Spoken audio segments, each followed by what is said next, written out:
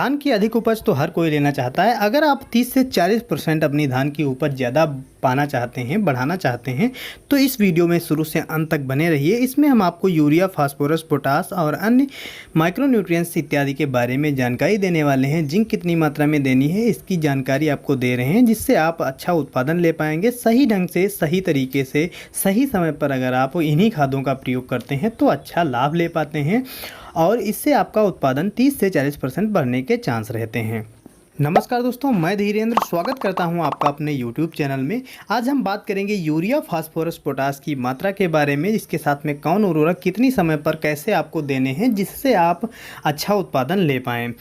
सबसे पहले बात करते हैं हम यूरिया के बारे में। यूरिया आपको कब कब देनी है, कैसे देनी है, कितनी मात्रा में देनी है। अक्सर आप लोग अधिक मात्रा में इसका प्रयोग कर देते हैं, जिससे लागत भी अधिक लग जाती है और अच्छा लाभ भी हम नहीं ले पाते हैं। तो इसको एक साथ में न प्रयोग करके हम इसको कई भागों में डिवाइड करके अच्छे से प्रयोग में ला सकते हैं, जिसका लाभ जो है पूरा पौधा अच्छे से ले पाए और उससे हमारा उत्पादन भी बढ़ जाएगा। सबसे पहले जब आप धान की रोपाई करते हैं उसके 6 से 7 दिन बाद जब आप यूरिया दे रहे हो तब उसके साथ में आपको जिंक देना अनिवार्य होता है। खाली यूरिया आप ना दें या अन्य कोई खादें भी दे रहे हैं तब भी आपको जिंक जरूरी देना है। हमारा मानना यही है कि आप जिंक जरूर दें, साथ में यूरिया दे सकते हैं। यूरिया आपको 25 kg लेनी है और साथ में आप जिंक 8 से 10 किलोग्राम ले सकते हैं। जिंक अगर आप सल्फर युक्त ले रहे हैं जो 33% वाली या 30% वाली आती है तो बहुत अच्छा रहता है, अन्यथा आप बाहर से भी सल्फर 4 से 5 किलोग्राम मिला सकते हैं। जिंक देने से हमारी फसल में खैरा रोग नहीं लगता है और हमारी जो फसल है हरी भरी बनी रहती है, ग्रोथ भी काफ़ी अच्छी करती है। तो जिंक आपको ज़रूर देनी है पहली बार जब यूरिया अप्लाई कर रहे हो। इसी बार आप दूसरी और तीसरी बार भी यूरिया अप्लाई कर सकते हैं 12-12 दिन के अंतराल पर, यानी आप कुल मिला के 75 किलोग्राम यूरिया दे देंगे 36 दिन में, अगर 12-12 दिन के अंतराल पर आप इसका प्रयोग कर रहे हैं। दूसरी बार जब आप यूरिया का प्रयोग कर रहे हो तो फास्फोरस, सिंगल सुपर फास्फेट या अन्य माइक्रोन्यूट्रिएंट्स भी आप ले सकते हैं। जो माइक्रोन्यूट्रिएंट्स का 5 से 6 किलोग्राम का पैकेट आता है उसको अगर आप लेकर के इसमें मिलाकर प्रयोग करते हैं तो बहुत अच्छा लाभ आपको मिलेगा। वहीं जब आप तीसरी बार इसको अप्लाई कर रहे हो तब साथ में आपको NPK देना है। अगर आपने सल्फर अभी तक नहीं दी है तो इसके साथ में भी आप सल्फर दे सकते हैं। सल्फर आपको एक बार फसल में ज़रूर देना है। सल्फर देने से जितनी भी फंगस वाली बीमारियां लगने वाली होती हैं वो कम से कम लगती हैं और कीटों पर भी अच्छा नियंत्रण करता है, नहीं कम से कम कीट लगने के चांस रहते हैं। तो सल्फर आपको अपनी फसल में देना है जिससे आपको अच्छा लाभ मिलेगा।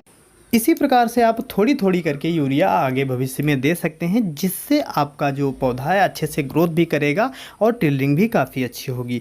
दूसरे नंबर पर आप बात करते हैं फास्फोरस के बारे में। फास्फोरस भी फसल में डालना बहुत ज़रूरी होता है, कोई भी फसल हो, और ख़ासकर गन्ना और धान में बहुत ज़रूरी होता है। इसका एक बार अपनी फसल में आप ज़रूर प्रयोग करें। एक बार जब आप अप्लाई करेंगे तो आपको कुछ अलग इफेक्ट अपनी फसल में देखने को मिलेगा, क्योंकि फास्फोरस भी हमारी फसलों के लिए काफ़ी ज़्यादा आवश्यक होता है। फास्फोरस के साथ में भी आप माइक्रोन्यूट्रिएंट्स ले सकते हैं, उनके साथ में आप इसका प्रयोग कर सकते हैं। उसी प्रकार पोटास का भी काफ़ी ज़्यादा महत्व होता है हमारी फसलों में। इसके प्रयोग से हमारी जो फसल होती है उसमें दानों का भराव अच्छे से होता है, दाने चमकदार होते हैं, मोटे होते हैं, बड़े होते हैं और वज़नदार होते हैं, जिसका सीधा प्रभाव हमारी उपज पर यानी उत्पादन पर पड़ता है। अगर आप सही समय पर पोटास का प्रयोग करते हैं तो दानों का भराव अच्छे से होगा, दाने चमकदार होंगे, वजन होंगे, बड़े होंगे, जिससे आप अच्छा उत्पादन ले पाएंगे। पोटास का प्रयोग आपको तब करना है जब आपकी फसल दानों का भराव कर रही हो, उस समय आपको अपनी फसल में पोटास का इस्तेमाल जरूर ही करना है। इसकी मात्रा की बात की जाए तो 25 से 30 किलोग्राम प्रति एकड़ के हिसाब से आप इसका प्रयोग कर सकते हैं जब आपकी फसल में दानों का भराव हो रहा हो। तो इस प्रकार से आप यूरिया, फास्फोरस, पोटास और माइक्रोन्यूट्रिएंट्स के सही ढंग से सही समय पर प्रयोग करने से अच्छी उपज ले पाएंगे, जिससे आपकी जो फसल है 30 से 40% अधिक उत्पादन आपको दे देगी। साथ ही आप मार्केट में कई सारे ऐसे माइक्रोन्यूट्रिएंट्स आ रहे हैं और कई सारी ऐसी जो ग्रोथ प्रमोटर हैं, सागरिका, बायोबीटा इत्यादि का भी प्रयोग करें, जिससे आपकी टेलरिंग अच्छी हो। अगर टेलरिंग अच्छी होती है तो आप उत्पादन भी अच्छा ले पाते हैं। दोस्तों, टिलरिंग और ग्रोथ से संबंधित कई सारे वीडियो हमने चैनल पर पहले से उपलब्ध कर रखे हैं, तो वहां से आप जा कर के पूरे वीडियो देख सकते हैं हमारी प्लेलिस्ट में जा कर के। उसमें आपको सारी जानकारी मिल जाएगी, जिसमें ग्रोथ बढ़ाने के कई सारे जैविक और रासायनिक तरीके हैं, जिसमें धान में पाटा लगाने की विधि वाला एक बहुत अच्छा जैविक तरीका है, उसको भी आप देख सकते हैं। दोस्तों, वीडियो पसंद आया हो लाइक करें, शेयर करें, चैनल पर नए हैं तो सब्सक्राइब करें। धन्यवाद। जय जवान जय किसान।